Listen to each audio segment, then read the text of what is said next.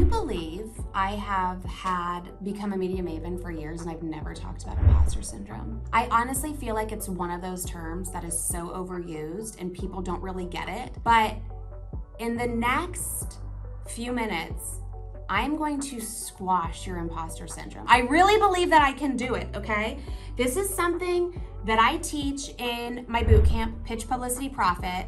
And it's something that I never taught before like the last round because I did not know how common this was in women specifically and female business owners. I am like blown away by how many women say, oh, I'm not ready for this. I don't think I can do this. I'm not deserving of it. I'm not worthy, whatever, in so many different ways that they will say that. It like blows my mind. So first, what is imposter syndrome? Like, let's get the real definition. Imposter syndrome is loosely defined as doubting your abilities and feeling like a fraud. And fun fact, it disproportionately affects high achieving people who find it difficult to accept their accomplishments. So I guess like that's already comforting, right? Like if you have imposter syndrome, there's likely a fact that you're already high achieving. So good to know. I feel like we're almost battling imposter syndrome with the definition. So who's most likely to get it? Well, listen to this. One study found that about 70% of all people have felt like an imposter at some point. And imposter syndrome, again, often affects those who are highly capable perfectionists. I'm gonna go out on a limb and assume this affects more women than men. Again, I feel like just being in business and talking to men and women, a man's confidence can exceed his abilities. And then a woman's abilities are much more higher than her confidence. Like, it's crazy to me. What does it look like? I told you some of the things that people tell me when we talk about publicity specifically, but it can look like you not giving yourself credit. You'll say something like, oh, I just got lucky, or it's because of this, that. Like, you try to explain it away instead of just taking credit and saying thank you. Or you're in the forest, so you can't see the trees. I kind of understand this saying, but I kind of don't. So this is the thing, as more wins and accomplishments pile up, you kind of forget where you started.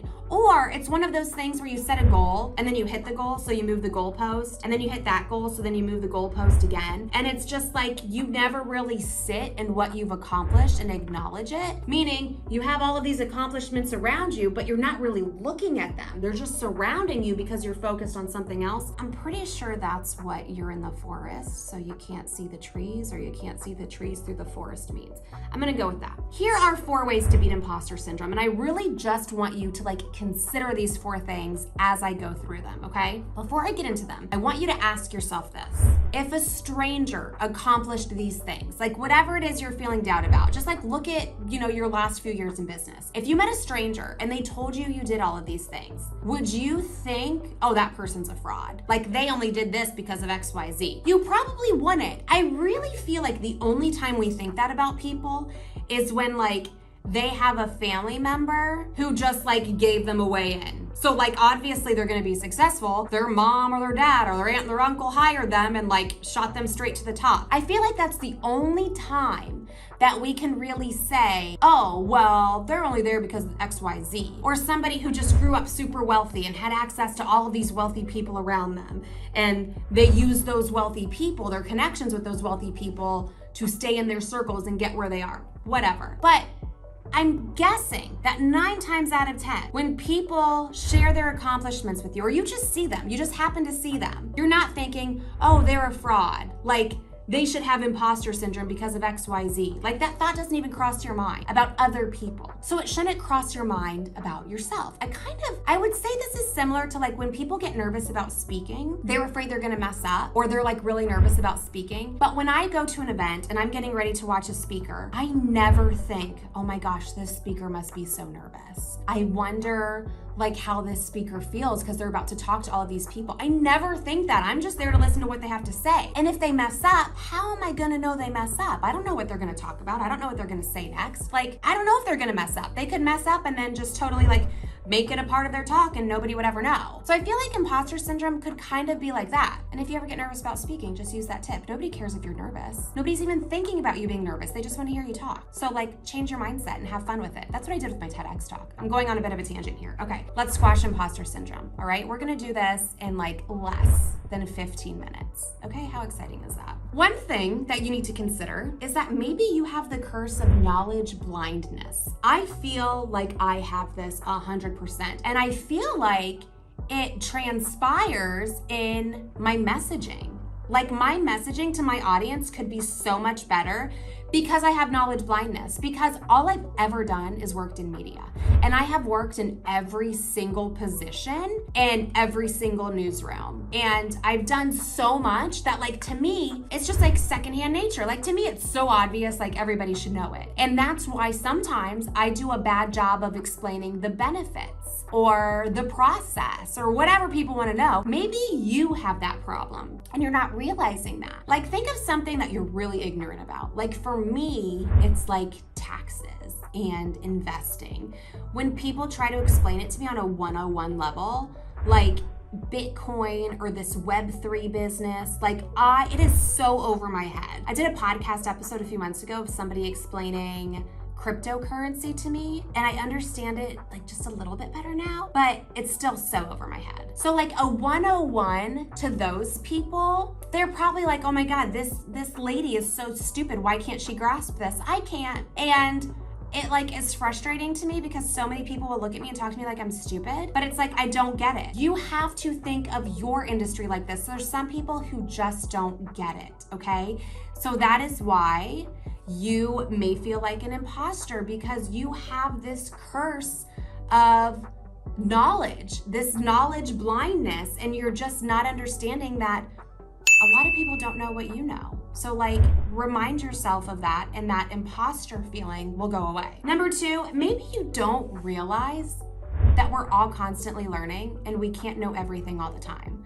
Like, I don't care what industry you're in, things are constantly changing. Like, I don't even think math, which it's not really changing, but the way we find answers are changing. Like, I cannot help my children, my elementary school children, with math because they change the way you figure out an answer. Like, things are always changing and nobody can know everything about everything all the time. So if you don't know it all, like, don't stress about it. Nobody knows it all. And honestly, I actually sent a note to Teachable, I think about a year ago, because, you know, they have their summits or their programs or presentations, and they always bring like the biggest online course creators. I wrote to them because I was like, you're showing Pat Flynn and Amy Porterfield and all these big names, people who are making millions a year. I can't relate to them because I'm just making a couple $100s a month with Teachable and using my online courses.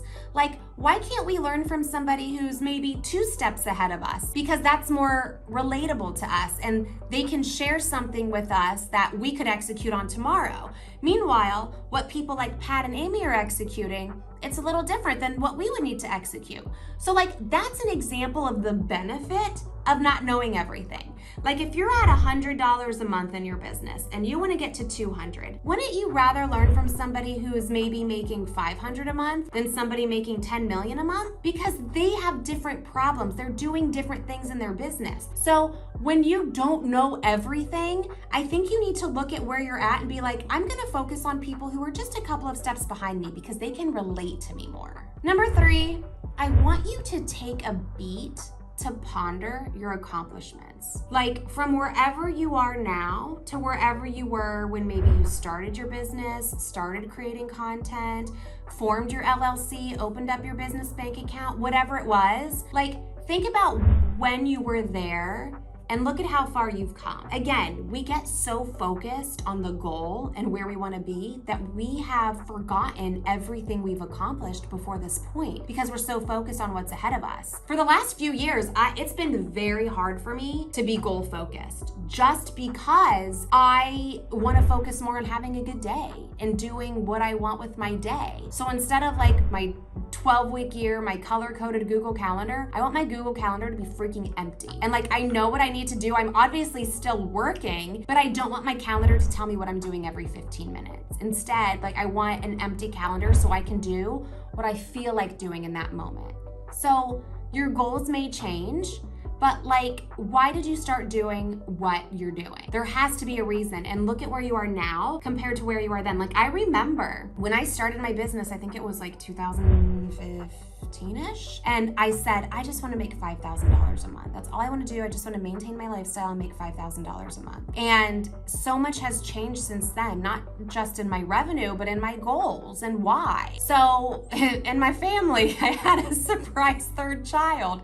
And then we moved and COVID happened and like all of the things. So just sit for a minute and think about where you were a few years ago or where you were at a certain point in your life and where you are now. Like, I really feel like that'll help with your imposter syndrome. Finally, number 4, maybe you need to manifest being a big deal in real life. Okay, I say that sarcastically because I kind of mean this sarcastically. I'm not a big manifester, but after I tell people like my definition of what you should do when people say manifest, people will say, oh, well, that's manifesting. To me, when I hear people say manifest, I envision people creating a vision board and just thinking happy thoughts until it happens. But when I explain my version of manifesting, like it really just comes down to getting off and making happen. I don't think that's manifesting. I think maybe it starts with manifesting, but you actually have to turn those thoughts into words, and those words turn into action. But it's hard to get those action and those words without the thoughts. So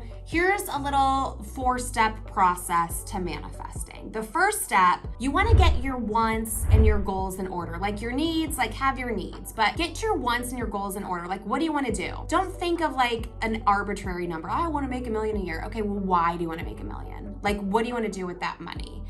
Because after you figure that out, you may only need 200,000. And that's like a big weight off your shoulders if you just need 200,000 to live the life you want. So just get your wants and your goals in order, okay? Like, what are you doing all of this for? After you do that, I want you to think about them. Now, this could be a vision board. Some people do this like old school with magazines and glue and markers. That's fun. Or you can do this on Pinterest or in Canva, or you can write them in a journal, or you can have your positive affirmations about it, whatever. This, I think, is the manifesting part, but I just want your goal to be like front and center. And it doesn't stop here. Remember, I'm giving you 4 steps of this manifestation. That's just step 2. And I feel like when people talk about manifesting, they stop at step 2. And I'm like, that's like, you have to actually do something. You can't just say these positive affirmations, write in your journal, have your pretty vision board, and do nothing. So after you have that done, after you're clear and you can see this and it's a reminder, number 3, you need to surround yourself with people who are actually doing this stuff. And it doesn't have to be physically surrounding. You can listen to podcasts like this one. You can join masterminds. You can hire a business coach. But if you hire a business coach, make sure you have access to other people in that coaching program. I will do an episode